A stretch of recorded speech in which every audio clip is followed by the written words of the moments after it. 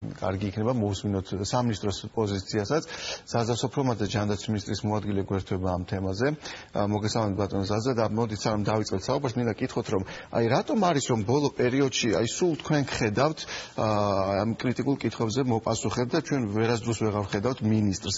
მიიჩნევს ის რომ ეს პრობლემები რომელზეც საუბარია ძირითადად არის უშუალოდ თქვენი პასუხისმგებლობა თუ უბრალოდ არ უნდა რომ ნერვები მოიშალოს პირდაპირ ეთერში. მოგესალმებით. პირველ რიგში ძალიან დიდი მადლობა მინდა გითხრათ იმისათვის, რომ ესე ძალიან ხშირად უთმობთ ეთერს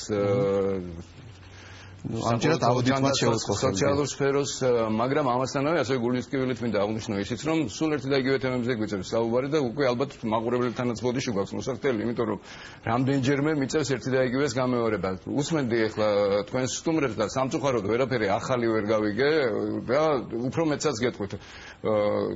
ანუ თქვენ იცოდით ის რაც აუდიტს უწერია, რომ 80% შემთხვევაში იყო დაგვიანება სამინისტროს მიერ თქვათ ხარჯების ანაზღაურების კლინიკებისადმი, მაგრამ ამას არ ამბობდით? ბატონო კაკო, შეიძლება მომეცეს საშუალება, იმიტომ რომ მე შევეცდები დეტალურად ვისაუბრო იმ თემებზე, რაც აუდიტის სახელმწიფო აუდიტის ხელმძღვანელი და ბატონი ზურაბისგან გავიგონე. პირველ რიგში ვიტყვი იმას, რომ მართლა არ მეგონოთ თუ სახელმწიფო აუდიტის ხელმძღვანელს, სამსახურის ხელმძღვანელს ჩვენგან დაჭირდებოდა ახსნა იმისი, თუ როგორ უნდა ხდებოდეს თანხების გადარიცხვა, შესაბამისი დოკუმენტაციის შედგენა, რამდენ დღეში ხდება ეს ყველაფერი და ასე შემდეგ და ასე შემდეგ. მისი თანამშრომლები რამდენიმე წელია ამ სამინისტროში, ესე ვთქვათ, სპეციალობის გარეშე მუშაობენ, ყოველდღიური ურთიერთობა გვაქვს უხსნით და ასე შემდეგ და ასე შემდეგ, მაგრამ მაინც აი არ მეშინია ამ სიტყვების თქმის ესეთი დილეტანტური მიდგომა საკითხებისადმი, უბრალოდ გამაოგნებელი და შემაშფოთებელია. თქვენ ხო მოაწერეთ ხელი ამ დასკვნას? იმიტომ ამბობ, ერთი წამი. ამას ითვალისწინებს პროცედურა.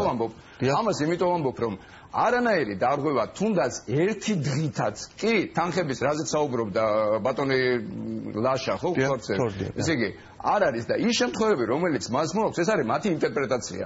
მე გეუბნებით რომ სახელმწიფო მიერ გამოცემული ნორმატიული აქტების შესაბამისად არც ერთი დღე ამ თანხების დაგვიანებისა არ აღირიცხება. თქვენ რატომ მოაწერეთ ხელი ამ დასკვნას? თქვენ ეს პროცედურა ითვალისწინებს დასკვნა ისე აი ამ აუდიტის დასკვნას. კარგი იქნებოდა თქვენი სტუმრები ჯერ სანამ აქ ისაუბრებდნენ ჩვენ მიერ წარდგენილ შენიშვნებს. არა, იცით როგორ არის, თქვენც იცით, მინისტრის ხელმოწერის გარეშე თუ არ მოეწერა, ეს დასკვნა ვერ გამოქვეყნდებოდა. ცხადია მოწერილია და იმიტომ დაიდო თქვათ ინტერნეტში. არ არის ესე, არ არის შეიძლება ამ საკითხის. რამდენიმე თაბახი ფურცელი არის გაგზავნილი სახელმწიფო აუდიტის სამსახურში შესაბამისი ახსნა განმარტებებით, მაგრამ სამწუხაროდ ვერ იგებენ და ეხლა ხელის მოწერაზე არ არის საუბარი ეხლა. მე გთხოვთ ჩაიხედონ თქვენმა სტუმრებმა თქვენ სხვათა შორის ამ ახსნა განმარტებებში და ნათლად დაინახავთ თუ რა სახის ესე ვთქვათ მითითებებზე არის საუბარი. უფრო მეცაც გეტყვით, ეხლა თქვენივე სტუმრების საუბრიდან გამომდინარეობს, რომ არანაირ ფინანსურ დარღვევებზე კი არ არის საუბარი, რაღაც ზოგად თემებზე არის საუბარი, იქ რაღაცა ინტერესთა კონფლიქტებზეა საუბარი. რაღაცა არა კონკრეტული გვარებით დგას. თუ არ მასწავლეთ ბატონო გაგო როგორ არა, რაღაცა არა კონკრეტული გვარებით დგას. თქვენ იცით ეს ფაქტები თუ არა მეთქი. თუ ისიც შეცდომით არის. აი რომ თანამშრომლები მუშაობენ იმ სტრუქტურაში, რომელიც შემდეგ იღებს გადაწყვეტილებას. ჯანდაცვის სამინისტროს სისტემაში მუშაობს 3000-ზე მეტი თანამშრომელი. 23 თანამშრომელი თურმე ესე იგი სადღაც სხვაგანაც არის დასაქმებული. ეს ადამიანები არ არიან საჯარო მოხელეები. მათ სრული უფლება აქვს სხვაგანაც იმუშაონ. ეს ერთი, მაგრამ რაც შეეხება ინტერესთა კონფლიქტს, არც ერთი ეს თანამშრომელი ეს არა აქვს, არც ერთ თანამშრომელს არ აქვს წვდომა იმ თემებთან და იმ კლინიკების ესე ვთქვათ სამუშაოსთან, სადაც ისინი მუშაობენ. ესეც ისე თუ გნებავთ ინტერესთა კონფლიქტს, თუ ჩაუღრმავდებოდა აუდიტის სამსახური და ცოტა წინა პერიოდსაც გადახედავდა და ჩვენ შევეცდებით დამოვაქვეყნოთ ეს მონაცემები თუ დაინტერესდებით, ამ თემით გაცილებით უფრო საინტერესო რაღაცეებს ნახავდა. აი რატომ დაწერა აუდიტმა ეს თქვენი რამე სამინისტროში და ამ სისტემაში. რამე დაინტერესება აქვთ, აი რაღაც კონფლიქტი გაქვთ ამ სტრუქტურასთან, აი რატომ დაიწერა ეს ვთქვათ კარგი ის ციფრების დათვლა შეეშალათ.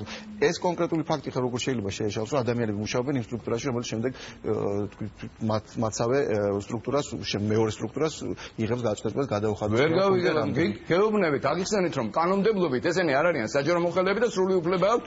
კანონი არ დარღვევდა. რაზე გაქვთ აუდიტი, რითის არ მოქმედებს, რატომ წერს ესეთ რაღაც? პროფესიონალიზმის ნიშნით, ჩვენი თანამშრომლები არიან პროფესიონალები. ქუჩიდან ვერავინ ვერ მოიყვანს აქ ადამიანს და ესე იგი დილეტანტს ვერავინ ვერ ამუშავებს ამ სისტემაში, იმიტომ რომ სერიოზულ თემებთან აქვს შეხება. აი ამ მაშინ აი ციფრებზე ვისაუბრეთ, რომელიც უკვე თქვენს ვებგვერდზეა განთავსებული და ეს ყოველდღიურ ხარჯვას მიუთითებს და ჩვენ ვხედავთ, რომ წელსაც თუ გადავთვლით არითმეტიკურად წლის განმავლობაში დააკლდება დაახლოებით იმდენივე თანხა, რაც შაშან დააკლდა თითქმის 100 მილიონი ლარი ბიუჯეტს და მაშინ დაემატა, ეხლა კიდევ აკლდება, აი ეს რას უკავშირდება? ბატონო, თქვენთვის რა არის მნიშვნელოვანი? ეს დღიური ხარჯები მნიშვნელოვანია თუ ეს პროგრამა შეუფერხებლად მიმდინარეობდეს? უბრალოდ კითხავს რომ ცნობისათვის გასნობებთ იმასაც რომ არანაირი ბიუჯეტის ჩარჩოებიდან სამინისტროს არ გადის და ხარჯვა შეესაბამება ზუსტად იმ პარამეტრებს, რაც კვარტალური გეგმებით არის დადგენილი. საჭირო გახდება, გარკვეული კორექტივებიც იქნება მიღებული. თუ საჭირო გახდა, კიდევ ვიმეორებ, მაგრამ კიდევ ერთხელ გიხსნით, ჩვენი სისტემა ხარჯების ანაზღაურების არის ისე მოწყობილი, რომ ვერავის ვერ ექნება საშუალება იმის, რომ რაღაც პარამეტრებიდან გავიდეს და გაცდეს დადგენილი. ანუ მართვაში პრობლემებს გამორიცხავთ, კონტროლში პრობლემებს გამორიცხავთ, იმიტომ რომ სხვა პროგრამებშიც არის გადახარჯვა, იგივე შიცის პროგრამაში 3 მილიონიანი გარკვევა, ტუბერკულოზის პროგრამაში. ტერმინი, ცოტა დაუკვირდეთ ტერმინებს. გადახარჯვა ნიშნავს იმას, რომ ვიღაცა რაღაცას აჭარბებს. არანაირი გადახარჯვა არც ერთ პროგრამაში არ არსებობს, სრული პასუხისმგებლობით გიცხადებთ ამას. კეთილი. უბრალოდ ეს ციფრები არის თქვენი საიტიდან აღებული, რამდენია გეგმა და რამდენია ამ დროისთვის შიცის პროგრამაში არის ორმაგი გადაჭარბება უკვე. უკაცრავად, მაგრამ ეს არის კიდევ ვიმეორებ, გაუბრალოება საკითხის. ნუ უყურებ, წლიური გეგმა რამდენია და ამ ჩვენში რამდენი არის დახარჯული და რაღაც სიმეტრიულად ნუყოფთ ამას, იმიტომ რომ ხარჯებს ახასიათებს ასიმეტრიულობა თვეების მიხედვით. ამიტომ ამაზე წლის ბოლოს ვისაუბროთ. კიდევ ვიმეორებ, ეხლა თქვენ გეპარცხებათ არ გძანდებით ფინანსისტი, მაგრამ ფინანსისტი რომ იყოს, ვეთქოდი რომ დირექტორი. თუმცა მე იმეც ვიტყობ წლის ბოლომდე კიდევ ვისაუბროთ ჩვენ. დიდი მადლობა. ამიტომ არამდე კიდევ დიდი დრო არის. რეკლამის შემდეგ